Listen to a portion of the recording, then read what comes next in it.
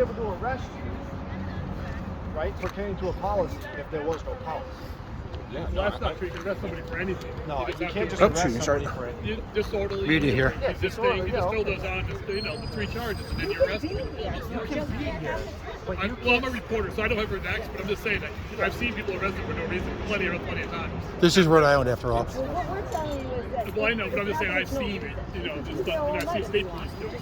it's a policy. That's it. So let me just say, because people are literally freezing to death, and we're desperate, and we're trying to make I know, but nobody's freezing. Just a second. I would like to just say one thing. Okay, no, let him speak.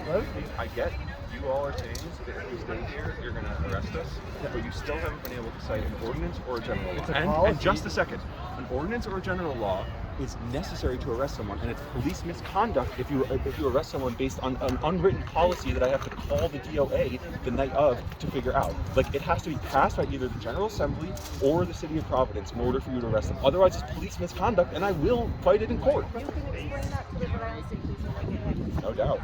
Yeah, no doubt. It's a policy that we can enforce. Policies have no place in the law. It'll be police You can misconduct invent if any you do. policy you want, ultimately. I'm media too. But I just have to point out, we can play invent a role or not. And right now you're inventing a role. Okay, I didn't make the policy. We don't care about policies. And again, I understand the policy's not a law, but that's what... right now, I'm going to ask you for on the comment. The Rhode Island State Police right now is under investigation for abuse of citizens in Cumberland, Rhode Island, who were engaging in an orderly protest. Of course you don't, because you don't want to answer the question. That is, in fact. So, are you willing to call the same police who are right now under citizens' investigation? And please don't look away at the camera. That's just cowardly. It is. So, yeah, I don't know what to say to you, but So you guys got to get rid of it. people have rights. Ooh, we're gonna camera to camera. I like that. I won't have my views though on YouTube.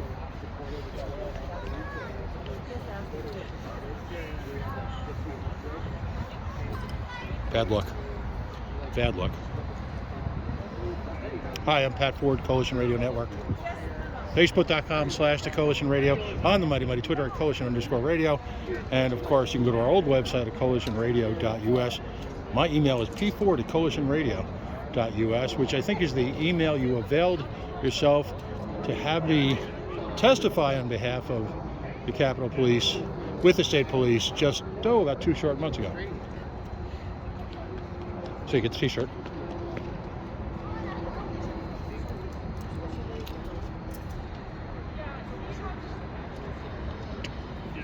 By the way, if that's filming, then I've got a right to operate your cell phone, And if you erase anything from your cell phone in the meantime, which can be proven, then you will have been actually guilty of, yep, that's a good idea, turn it off. You will have been guilty of effectively interfering with a police investigation, which is ironic. So I can make up policies too.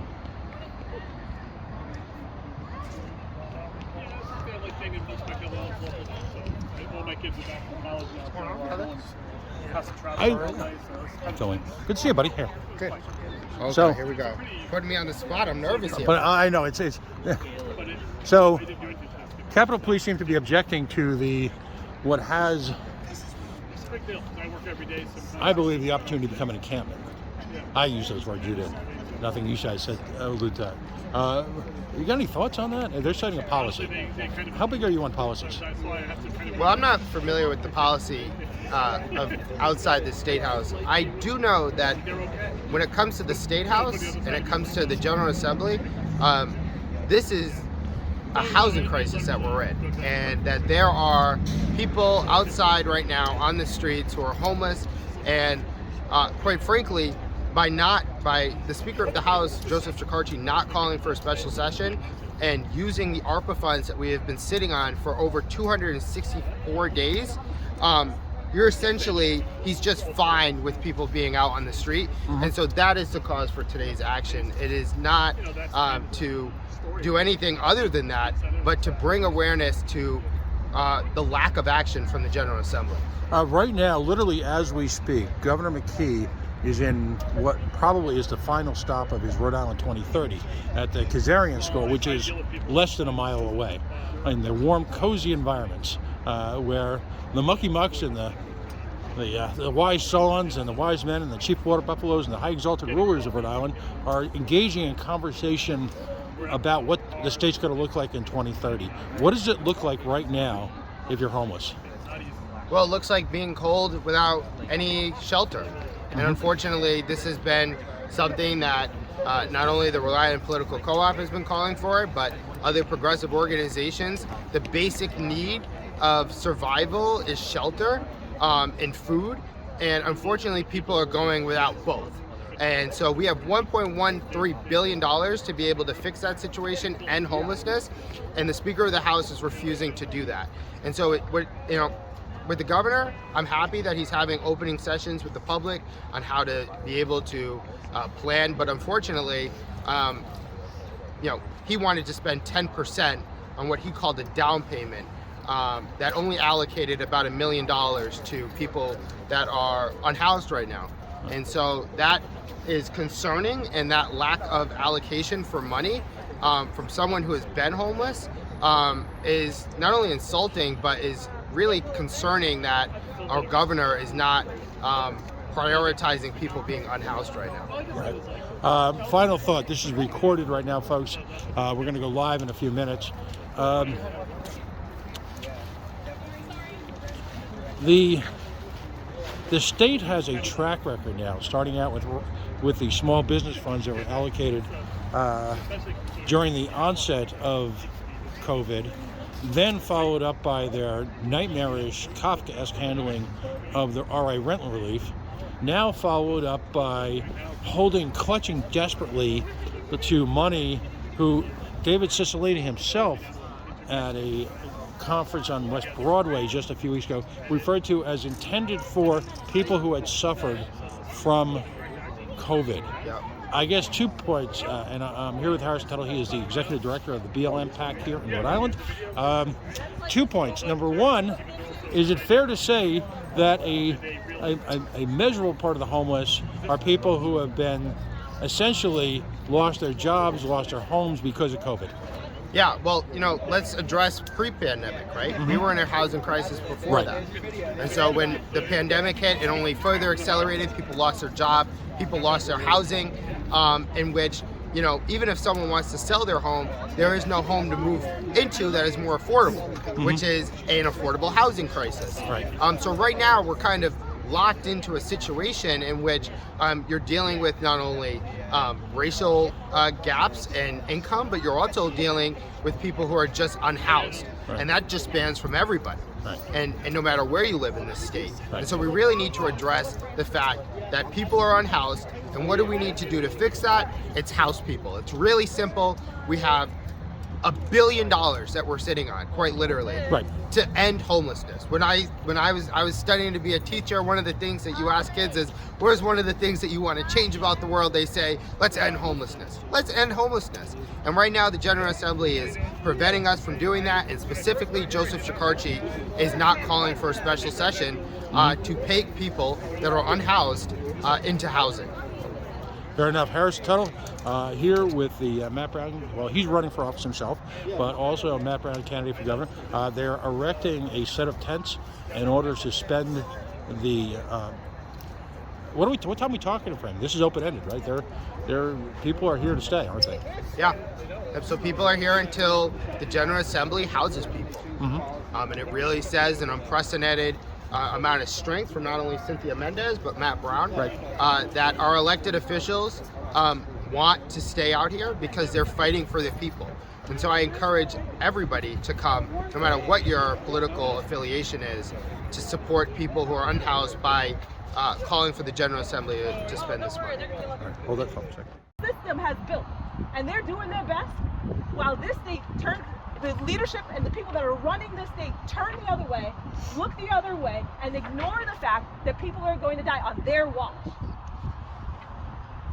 So we're going to organize, and if they arrest us, we're going to be back. And I expect other people to be back, because I know we're not the only ones that believe that people should not freeze to death and die. There are nurses and teachers. There are teachers that know that their student is coming in to class from a car. Yeah. There are nurses that know they are cleaning wounds that this weather has given to someone. that the State House has given someone. And I know they will be here. There are religious leaders who are going to come here and pray, and there are going to be folks who have been silently serving our unhoused friends for a really long time who will be here. Because they've been here. They've been doing the work. And now it's time that they do their damn thing.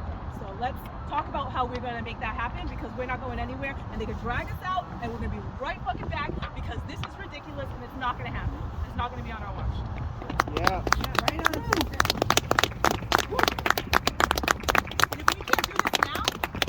And if we can't do this now, with $1 billion right now, if we can't do this right now, tasked with the job to do it.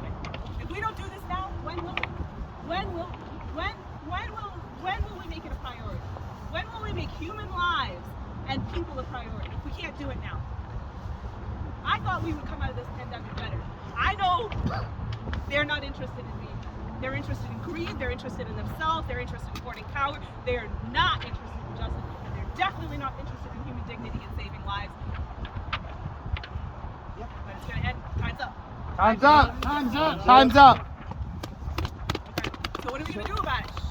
So I think let's do two things. One is, Josh, do you want to talk about if they do? They've obviously not sure what they're going to do right now, but if they do come and to arrest the two of us, what does everybody do? You want to walk through that? Yeah. So, are you attending to arrest? Everybody's got the right to peacefully protest, right? Exactly. From what I understand, this is people's house. Like I said, we just came down to just see what your plan was and just to make sure that everything does stay orderly. Okay. How long do you think that's going to be? Shouldn't have to be here at all. Shouldn't even be one night. Okay. All right. Interesting. Fair enough. All right. Thanks. Oh, what's going on, John?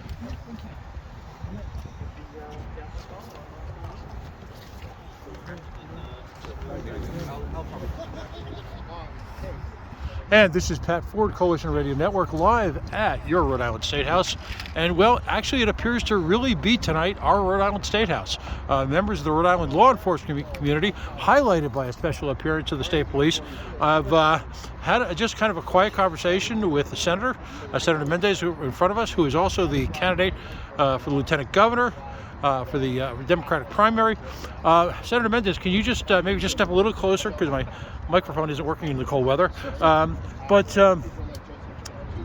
What were, I realize you had kind of a private conversation there. We don't want to intrude, but generally speaking, what was the ruling, if you will, of the state police? That we have a right to be here, and they asked if we were planning on spending the night in the cold, and I said there are a lot of folks doing that right now. Right. And so, is it fair to say that at least for tonight, the First Amendment is alive and well in Providence, and you're here to test the limits of it, aren't you? We hope.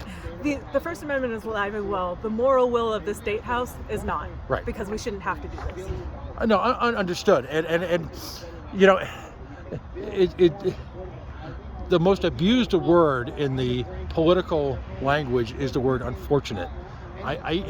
When I hear that word unfortunate, I lose my mind, because we're not talking about Verizon customer service here where your cable is out. Do you have any raw numbers on how many folks in Rhode Island are facing these type of conditions as part of their everyday experience? There are hundreds. We know the reports have come out. There are hundreds of folks that we know about. There are folks that we don't know about. There are folks that are on the brink, and every single day it's getting worse. Right. And this government has been tasked with the responsibility to repair and to address the crisis that we are currently in, to address the result of the pandemic and what that has done, the impact that it has done on many people's lives. And they're not doing that. They refuse to do that. They refuse to care. And they are fundamentally okay with the fact that some people will freeze to death this winter. It's wrong, it's cruel, and You talked about the absence of any sense of urgency. Across this state, there are a variety of provisions going on that are directed at the marginalized community, whether it be for the criminal justice rights, for dignified housing, basic food. Is this a complete moral abdication of the government of Rhode Island? This is not the first time. Every winter, winter comes, and the leadership of this state look the other way, and they have resolved that it is okay that some people freeze to death this winter. They have said that some folks should be outside, live outside in the UK. I don't believe that to be true.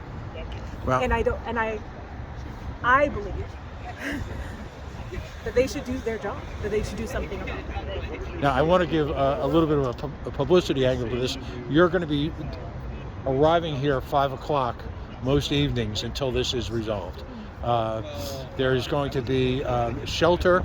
You're asking people from around the community, people who have a heart, people who care, to move beyond just superficial treatment of the holiday spirit and actually get busy. People are busy. I trust that our community, they're hustling. They've been through the pandemic, looking out for their neighbors. They're working without hazard pay, bringing medication and food to their neighbors. Mutual aid. Mutual aid. Rhode Islanders are busy. Rhode Islanders care. They are in the unfortunate situation where their government does not reflect their values, does not reflect their moral will, and they fundamentally, the government that serves those people, that serve Rhode Islanders, fundamentally do not care. Well, thank you very much, and we'll be here with you for a lot of the duration. Thank you. Signing off. Cool. Appreciate it. Okay, I am good to go. Can you just say your name and your title for me? Sure. Senator Cynthia Mendes. Great. So Senator, tell me why you're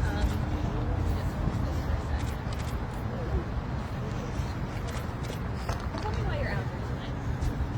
Now, we're in a crisis, and we're out here because we believe that no one in Rhode Island should freeze to death this winter. What is your plan for tonight? You're gonna stay out here indefinitely? I'm going to stay until we are sure that this homelessness crisis is resolved and that no one freezes to death. What is your message and who is it to? My message is that time is up. That they've shown us who they are, and now we're going to show them who we are. Because we care. And there's no one that should freeze to death this winter. No one. And they're sitting on $1 billion and the authority to do something, and they're sitting on their hands while they know that people are freezing to death. So you're going to be sleeping in that tent tonight? Yes, I'm going to be sleeping in that tent tonight, and there are folks outside right now who wish they had a tent. There are folks sleeping in their cars. There are mothers with children in their cars right now. There are people that are on the brink of homelessness, and there are folks that are hoping for warmth and shelter and a jacket and socks. And so in this state right now, it is reprehensible to me. It is heartbreaking, and there are a lot of Rhode Islanders who are upset and heartbroken right now that their brothers and sisters are out on the street freezing. And my neighbors, my friends, they're collecting cans and coats and mittens because they care. And all we're asking is to have a government that cares and does their job, because we're doing ours. I see Capitol Police is here. Have they said anything about whether they're going to allow you to stay overnight? They have threatened us with arrest, but they can't cite a law or policy or ordinance under which. And we had just arrived and started organizing. We just announced. Folks started showing up, hadn't even got the word fully out. And but that's nothing compared to what folks on the street right now who do not have shelter, who do not have a home, are feeling. They're feeling the weight of this state not only ignoring them, but then criminalizing the fact that they are unhoused and their distress and their suffering. Their suffering is criminalized right now. So if we get carted off, it's nothing compared to what our friends and our brothers and sisters are suffering right now. And what time do you plan to stay here until in the morning? Oh, I'm not leaving. So this will be multi-days? It shouldn't have to be. And what will... I just want to check your microphone. I don't want to shut Thank you. So what will it take to get you to pack up and go inside and get warm again? Until we are sure that this homelessness crisis has been resolved and that no one freezes to death this winter. So we are sure And then maybe they act with some urgency, act at all. Have you heard anything so far from anyone, from the governor, from fellow legislators?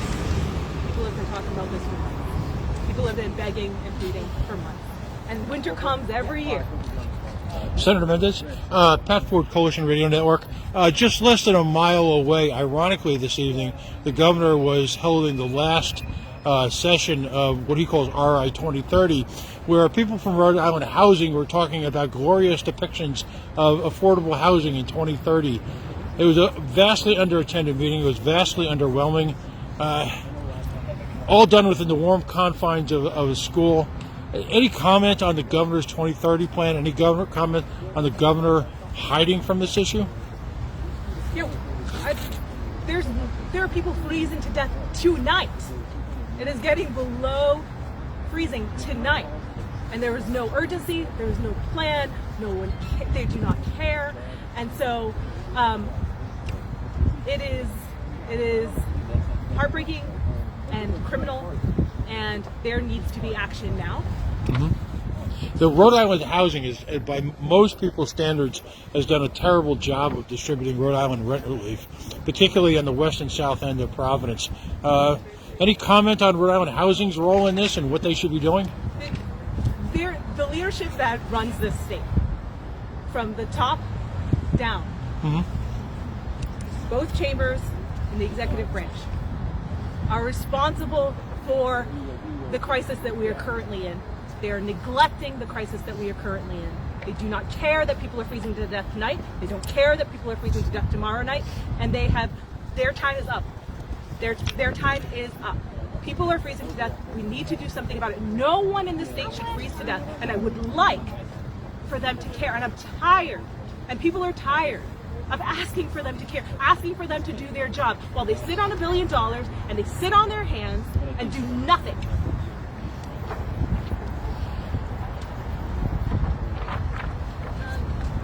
What do you think can and should be done tonight? Shouldn't have to be here tonight. The answers exist. There are a lot of ways to address this. We know that.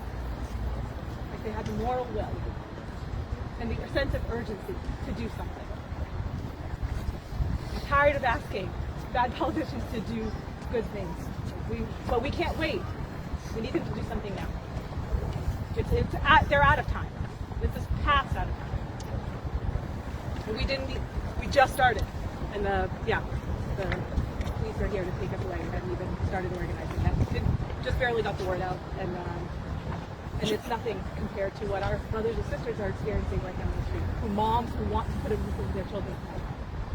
Who want to stay warm tonight. Folks are afraid. They don't know where the next meal is.